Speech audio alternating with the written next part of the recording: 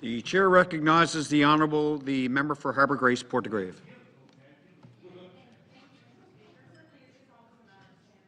House Assembly, and it's of course my first time standing to speak to interim supply, of course this year, this new fiscal year. And as our finance minister outlined, I mean, interim supply certainly is important to speak to, and it's important that the cash flows to our prospective districts to provide services and infrastructure to our constituents and whatnot. On that note, having said that, I am certainly happy and excited to give an update on Colleys Point Primary School replacement, the project. As we know, this is something that's been ongoing, something that's been needed for years and years. Well over a decade, this structure should have been replaced.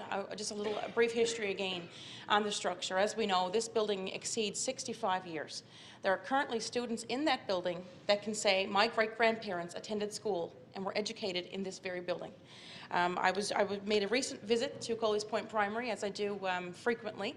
Happy to be there on National Family Literacy Day, the annual event. Of course, I'm invited to read there every year, and it's a great opportunity where I go. I get to speak with the young students, the staff, and it's very, very exciting. And let me tell you, as a community, as a school community, they certainly do their part in doing the best they can to promote healthy living, education, and whatnot. And it's great to get on the ground and actually have some fun. And let me tell you, there are certainly young, bright minds coming out of Colleys Point Primary School. And the great feedback, of course, that was also given on full-day kindergarten. That I'm happy to say that it was this government that brought that forward. And lots of great positive feedback. They say that the learning level and the success of the students who graduate from their first year kindergarten, all-day kindergarten, going into grade 1, of course, they're very well prepared, and their reading level are much higher than previously, before the time, of course, that all-day kindergarten was introduced. But again, the building is 65 years plus. We have a student population of just over 300. The principal informed me that about 315 students are currently attending primary school at Colleys Point there. And it services areas such as Portagrave, Barroneed, Butlerville, Shearstown, even Clark's Beach. Some students come there from Clark's Beach. And of course, the proper Bay Roberts proper and Colleys Point. So they're certainly looking forward to that. As we know, this will take several years and multi-million dollars, a multi-million-dollar project.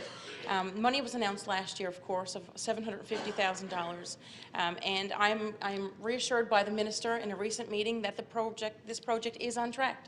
As a matter of fact, I invited the Town Council of Bay Roberts to attend a meeting with the minister and the department, and everything certainly is in track, and hopefully we can go to tender in this fall, 2018, for that school. And also outlined, and I will remind, in the Way Forward document, a multi-year plan for infrastructure investments. We have a completion date for 2021 for Colleys Point Primary School. So I'm certainly looking forward to that. I'm going to speak about this until we turn the side on that project. And, invite all honourable members to come and to be part of this, because it certainly is a long overdue awaited event to happen here in the district of Harbour Grace, Portagrave. But again, just, a bouquet to that school community out there, the principal, the parents, even surrounding residents. Everybody supports this initiative, and I just, again, very proud of the students coming from Colleys Point Primary and all schools in the district. I'm also happy to make a visit around to all my schools in the district of Harbour Grace, Portagrave, St. Francis in Harbour Grace, St. Peter's of Upper Island Cove, Holy Redeemer School in Spaniards Bay, Colleys Point Primary, Amalgamated Academy in Bay Roberts, and of course Ascension Collegiate, the high school where I graduated from, for Teacher and Education Staff Appreciation Week. And it's nice to go around, and to get feedback and to make those personal visits. It certainly is appreciated on all ends. Also want to talk about some good things that are happening in Harbour Grace in particular. I want to talk about, in Harbour Grace, we get to celebrate the second oldest continuing sporting event in North America. Second to the Royal St. John's Regatta, we have the Harbour Grace Regatta. And I'm happy to say that recently, and by working with the Minister, of course, of Children, Senior, Social Development, and the volunteers on the ground in Harbour Grace for the boathouse out there at Lady Lake, that we will, I'm happy to announce $10,000 to go toward equipment and infrastructure upgrades and whatnot to support this committee. Also at this time, I'd certainly want to throw some recognition out to Mr. Bud Chafe. And I used to be a rower, actually, back in those days, in my high school days in Harbour Grace, and Bud Chafe was my coxswain out there, and as well as Gigi Meadus, a friend of mine who I went to school with. And, you know, it's something, you know, that we can celebrate out there. And as I say, it's the second oldest continuing sporting event in North America, the Harbour Grace Regatta. So some well-deserved funds to head out there. It's $10,000. If you have an opportunity, by all means, certainly drop out to the regatta. It's a, you know, it's a wonderful annual event attracting rowers from all over the province. I know the Placentia also has a rowing team out there, and you know, we have teams come from all over the Avalon and, you know, across the province that come out and take part in this event. So happy to say that. Also, as we know, roads are a major condition, rather a major focus, and the road conditions across our province. And happy to say that, you know, with regular meetings with the minister and the department, really lobbying and advocating for Cranes Road and work on the Thicket Road throughout my district of Harbour Grace, Portagrave. Cranes Road is certainly a major thoroughfare that connects Spaniards Bay to Upper Island Cove, and even adjacent to the Thicket Road, which connects Harbour Grace, the town of Harbour Grace. So I'm told that we will be getting work on those roads this coming fiscal year, and I know that the crew at the depot, who I also visit regularly, the highway depot in Bay Roberts, they'll be happy to hear that there will be good work, of course, moving forward on that. Also, I know that the residents and the volunteer firefighters in Upper Island Cove are very excited as well.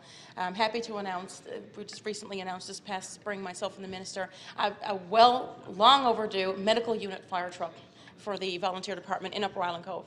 And I will tell you about Upper Island Cove. Not only is this crew responsible for, you know, the well-being and the protection of properties and residents in the town of Upper Island Cove, but they're also responsible for the municipalities of Bishop's Cove, a neighboring community, and also Bryant's Cove. And given the geography of this particular area, they respond to a lot of medical calls. And it's proven record times that the volunteer firefighters are able to respond actually faster than the ambulance in the areas, given the geography. So they're certainly, they've worked hard for this. You know, the volunteer firefighters, Volunteer Chief Harvey Mercer, also Darren Mercer, and just to name a few. They're very dedicated to what they do, and they're very, very well received by the residents. They're a big player, and they help out the community. You know, everywhere you can see them. You can see the volunteer firefighters if there's something going on, whether it be a benefit or whether it be a parade in a neighboring community. You'll always see them there. So I'm very proud of the volunteer firefighters that we have, of course, throughout the district of Harbour Grace, Portagrave, and we can't wait to get get the keys and get to that new vehicle. And again, as I mentioned, it is, you know, it's a medical unit rescue fire vehicle. So long overdue. I know they've been lobbying for that for quite some time, for years, but I'm happy to say that it's our government and our minister, of course, that we're going to be bringing that forward. So, and the minister just walked in, of course. I know he made the trip to Upper Island Cove out there, and you know, we got to make that announcement. And again, it's something that they worked very hard for, and we're happy to see these things, you know, coming forward. I mean, we know we are arguably facing the most difficult time economically in the history of Newfoundland and Labrador. But you know, as the member for Harbour Grace, Portagrave, and I can safely say it's the same for all honourable members here in this House, you know, we're certainly dedicated to doing the best we can for our residents. You know, bringing the best services forward, advocating for them where possible. I mean, that's the #1 priority of any MHA or any elected official, you know, in any jurisdiction of the world. You know, you're here to represent your people, and I'm certainly honoured and grateful for the support that I continue to receive in the strong district of Harbour Grace, Portagrave. So I certainly will be keeping the House informed and the public informed about updates for Coley's Point Primary School. Again, it's a long overdue project. Like I said, it's a 65-year-old structure. We know it should have been done years and years ago, but I'm happy to say it's this government that will bring this forward. And I look forward to the day where we will turn the sod on that project, and again, hopefully anticipating going to tender this coming fall, 2018. On that note also, Mr. Chair, I also want to make recognition to tomorrow is International Women's Day. And as we look around, you know, we still need to increase the numbers here of our female politicians from every level, municipal, you know, provincial, and obviously federal. And, you know, let's do what we can. And, you know, when that opportunity comes up to take that chance or to take that risk, you know, let's do everything that we can to advance women and to reach out to other women who want to get involved. So tomorrow is International Women's Day. We certainly will be recognizing that. I think the official color is purple. So I'm sure it'll be a purple House of Assembly here tomorrow. And I'm happy to say I will be speaking at an event in my district in Harbour Grace tomorrow to recognize this. So again, let's do what we can. A great hockey player, a great Canadian hockey player once said, "We miss 100% of the shots that we don't take."